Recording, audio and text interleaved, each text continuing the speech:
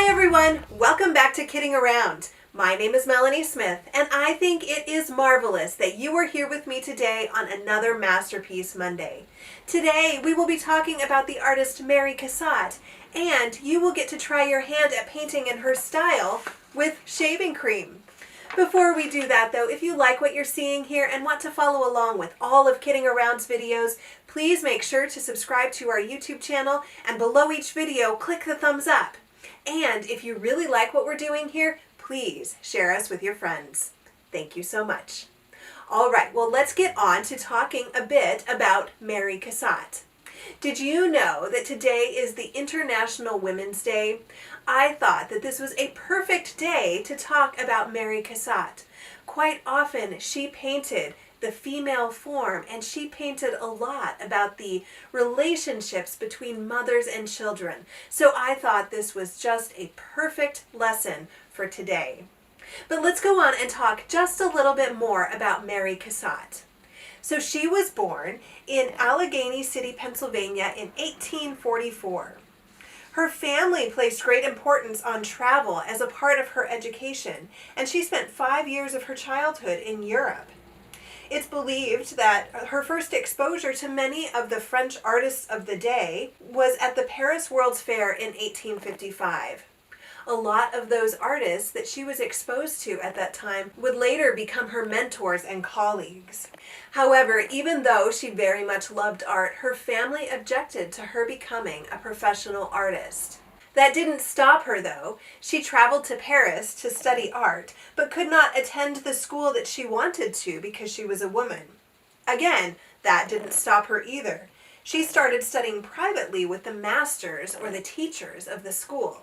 As she learned more and more about art, she realized that acceptance in the mainstream art world was very difficult for a woman, and for her in particular. But she found comfort with the artists known as Impressionists. Have you heard that term before? Well, if you were to see art painted by any of the Impressionists, you might see some similarities.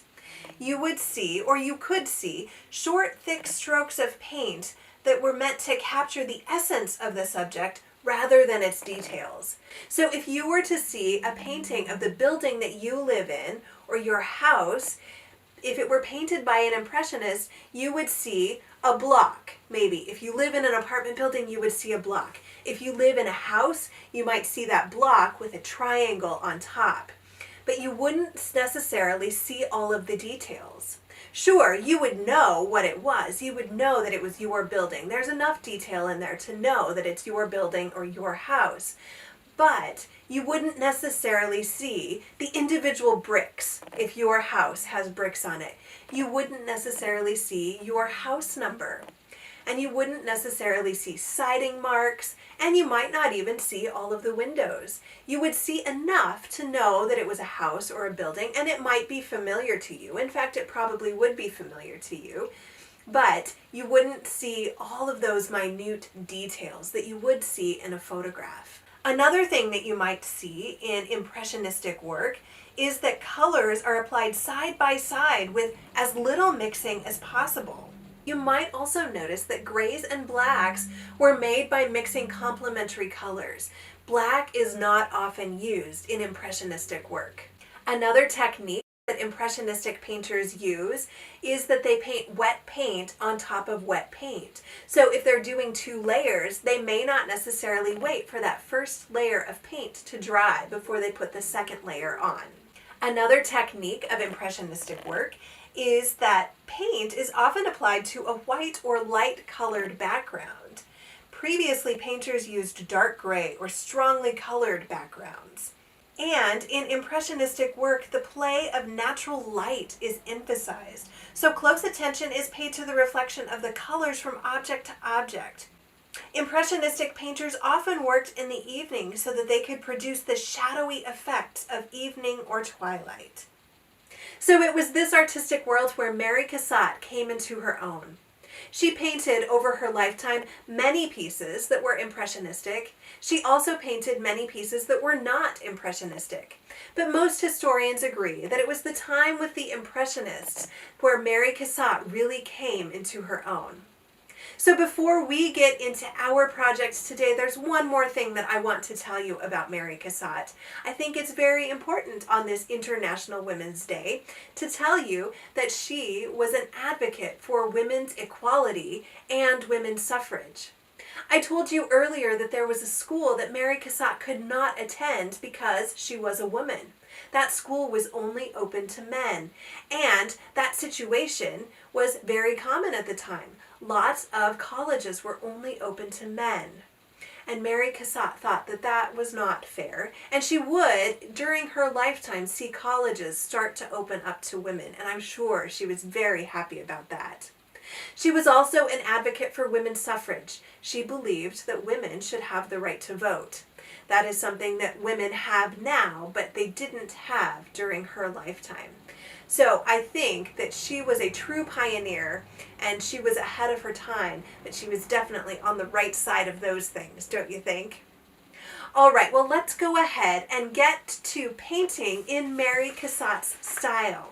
So this is one of Mary Cassatt's paintings, and it is a beautiful piece of lilacs. We are going to, today, in an impressionistic style, paint our own lilacs with some shaving cream. All right, so to do this, you will need a few supplies. You will need several forks. You will probably need a fork for each color of paint that you want to use. I will be using 4. You will also need some popsicle sticks. This is to help you mix your paint with your shaving cream. You will need a piece of cardstock. You will need several bowls to mix your shaving cream and paint in. You should have a paintbrush on hand. You will need, as I've mentioned several times, some shaving cream.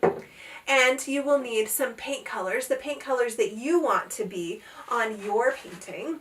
And then you will need some surface protection. This one could get pretty messy, so you definitely want to protect your surface. All right, so let's get started. All right, so the first thing that you want to do is mix your shaving cream and paint. So the number of colors that you want is the number of bowls that you will need. Like I mentioned, I will be painting with 4 colors, so I have 4 bowls. And then I am going to put some shaving cream into each of these bowls. So you can see I'm putting a good amount of shaving cream in each of these bowls, but not a lot. You can always add more if you need more. All right, so once you have that, then you get to start mixing your paints. So I can see in this painting, definitely there's some purple. So I am going to first mix some purple into my shaving cream. So I just put my acrylic paint right there on top of that shaving cream, and now I am taking my popsicle stick and I am going to mix it in. Just like that. You just mix until you find a color that you like. And I think that's good. All right, now, oh, you know what? First I'm going to do my green. I am going to mix the green for the leaves that we see in that picture. All right, oh, it looks like my green is almost out, but good, I have enough. All right, and then I'm going to take another popsicle stick and mix that together. You know, I love the smell of shaving cream. I know you can't smell it right now, unless you're doing this along with me, which would be great.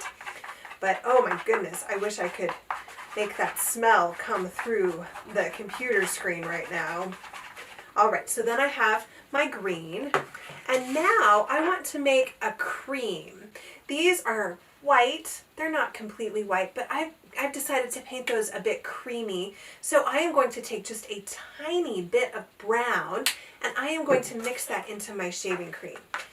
So I will just kind of mix this, and you see how that is turning kind of a cream color. That's exactly what I want. It's all about the proportion. So just a small amount of brown mixes in there very well to make a cream color. And then I am going to make the color of this pot, which is a brown, I would say. There are many different colors in there. But you know what? If you don't have brown, I thought I would show you what you can do to make brown. So I am going to put some green in here, and then I am also going to put some orange in. I don't know, for some reason, when my girls were little, we always had problems. We never had brown paint when we wanted it. So I learned that orange and green make a very nice brown. So I thought I would show you that too. If you have brown, feel free to use it. But you can also mix your orange and your green to make a brown. Let's see, I think I'm going to add just a little bit more orange to that to make it just a little bit brighter of a brown. And that's the beauty of mixing with paint. You can just continue adding paint until you get the color that you like. All right, there we go. You can see that brown coming out. And there we go. All right, so now comes the fun part. Now you get to paint with this colored shaving cream. And you can obviously choose one of Mary Cassatt's works. You can choose any of your favorite artist's works, or you can just paint on your own. It's up to you. I'm going to go ahead and try to recreate this lilac picture that Mary Cassatt did. So I am just taking some purple shaving cream and I am putting it out in about the same places that I see in Mary Cassatt's lilacs.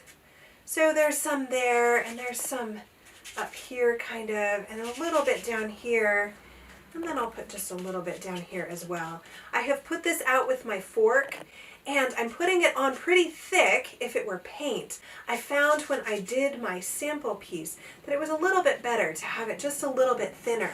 So I have that in the places that I want it on my paper, and now I'm going to take my fork and I am just going to put the back in it, and it kind of looks like flower petals as I bring up my fork. Can you see that? All right, so I am happy with the purple there, and now I am going to move to the cream. So remember, this was the small dot of brown that I put in, or you could put a small dot of brown and a small dot of orange in. And now I am going to place that on my paper where I think that I want it. So I'm looking here at Mary Cassatt's work, and I will place it in a similar position. And you can see that I am kind of trying to go thin in the same way that I did with the purple, because I just want the little flower petals. All right, and I like that.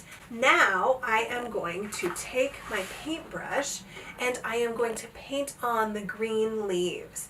Of course, you can use your stick, or you can use a fork. You can use anything that you would want, or anything that you want that you could find to make yourself a painting tool. But I'm going to use a paintbrush, and I am just going to paint on this greenery. This is where I might diverge a little bit more from Cassatt's work. I'll use her painting as an inspiration and as a place to start, but now I think I'm going to kind of put my green in just where it feels right on my painting.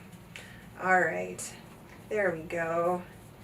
Okay, now I am going to take my brown and I am going to paint the vase that these lilacs are in. And you might notice I'm taking the green off as much as I can, but I am not going to wash my brush. I'm just going to put it straight in there, and then I am going to go to the brown and I am going to make a vase shape down here. You can see that I have used the inspiration of Cassatt's work, but I am definitely not trying to copy it exactly. All right, well, there is my vase. And then I think I'll take just a little bit of brown and just add it in here to the green, just to add a little bit more variation. You can do yours however you would like. So I'm adding in there, and I'm adding in there. And now I look at these two, and I think that this is a great representation of this. I think you could even say this is an impressionistic version of Mary Cassatt's. What do you think?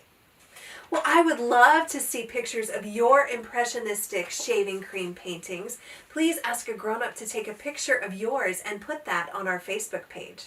And of course, your impressionistic paintings can be based on a famous piece of art, or it can be based on a picture that you see in your head. I can't wait to see your art. Well, I am so glad that you joined me today to learn about this amazing artist, Mary Cassatt. I hope that you have had as much fun as I have. I look forward to seeing you on Wednesday. We have a Wanderlust Wednesday video coming out, and I cannot wait to travel with you. Well, until then, thank you so much for joining me for this one. Thanks so much for kidding around with me. I will see you next time.